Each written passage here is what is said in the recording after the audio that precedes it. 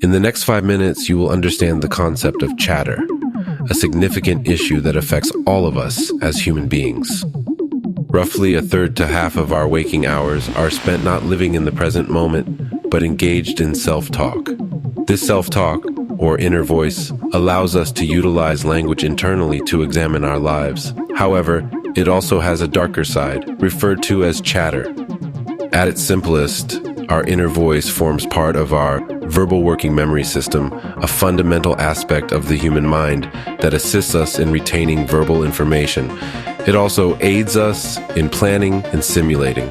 For instance, before a presentation, we might rehearse our talking points and predict potential audience questions, using our inner voice to guide us through the process. The inner voice's evolutionary purpose is believed by many scientists to be a tool for navigating the world.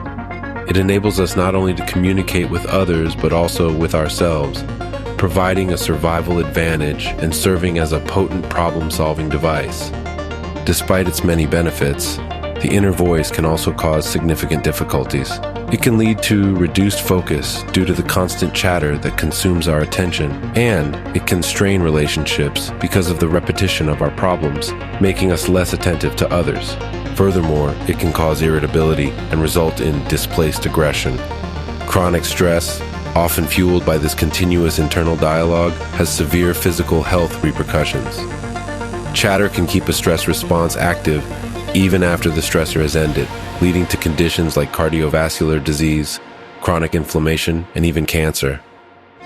The silver lining, however, is that we can regain control of our inner voice through a range of science-backed methods.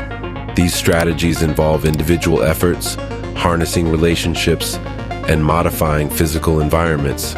For instance, rituals are potent tools for combating the negative effects of chatter. Rituals, at their core, are an ordered sequence of actions performed the same way each time. They provide a sense of order and control, which is particularly valuable when your mind is consumed by disruptive chatter. By focusing on the meticulous execution of a ritual, you can divert your attention away from distressing thoughts and toward the precise and deliberate steps of the ritual. This change of focus can help soothe feelings of anxiety or distress. An example of the use of rituals to manage chatter is given by renowned tennis champion Rafael Nadal. In high-pressure situations such as during matches, Nadal has a specific ritual. During breaks in play, he goes over to his bench, takes a sip from one water bottle, then another, and puts each bottle back exactly where he picked them up from, aligned at a particular angle to the court. It's a ritual he consistently performs to manage the voices inside his head, giving him a sense of control and order amidst the chaotic chatter.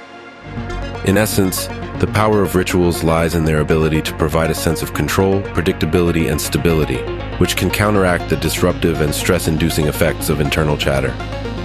It's vital that you identify the combination of strategies that best work for you in managing chatter.